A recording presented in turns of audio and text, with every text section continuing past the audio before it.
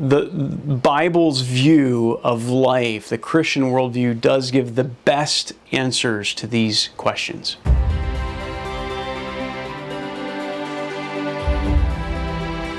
A few book recommendations today on the area of apologetics. You would be familiar with that or maybe not. I enjoy reading about apologetics. This is giving an apology, an answer, a reason for the faith that lies within you. First Peter asks us to do that in the Bible, that we would have answers ready for the questions that are asked us as Christians, because we really do have the answers. The Christian worldview has the best answers to these deep questions in life. So, a lot of folks have given their lives to answering and providing good answers to those questions. Let me give you a few of those books that I've enjoyed.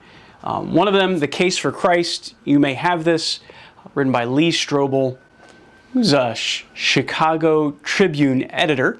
As he was a journalist and saw his wife come to Christ and really was puzzled by the change in her life. And so he went to researching what was going on and kind of trying to disprove Christianity. And as he continued to uncover evidence, he believed. He began to believe in Christ. And so this is that story.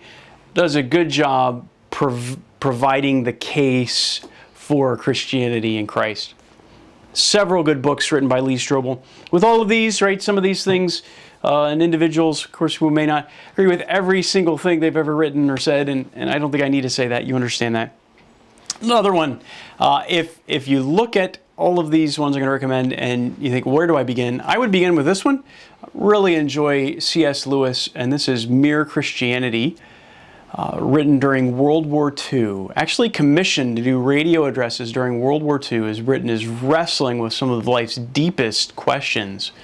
And C.S. Lewis takes the mic and tries to give answers to life's most perplexing questions.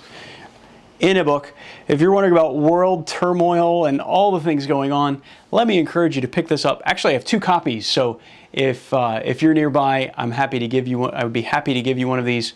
But I really appreciate what C.S. Lewis did with this and many of his writings. Mere Christianity. You can often get this pretty easily online.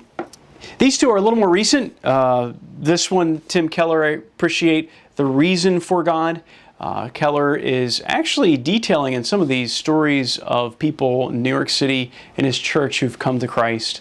And so he spent 20 years answering questions, actually a lot of time Q&A sessions after sermons, and heard a lot of the same questions, had to give a lot of the same answers.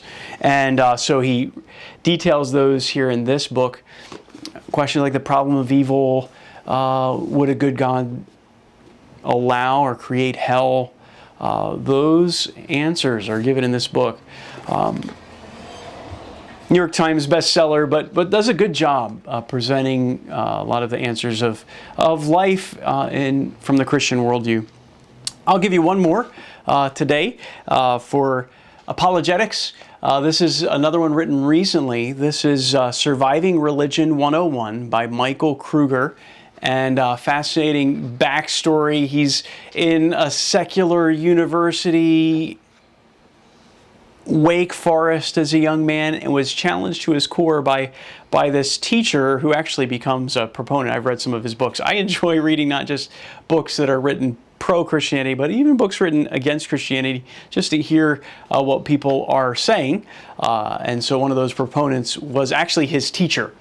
And he saw a lot of his classmates who were professing Christians by the end of the class. Religion 101 were no longer professing Christians. And so he spent some time really digging into some of these deep questions and finding that Christianity does have proper answers.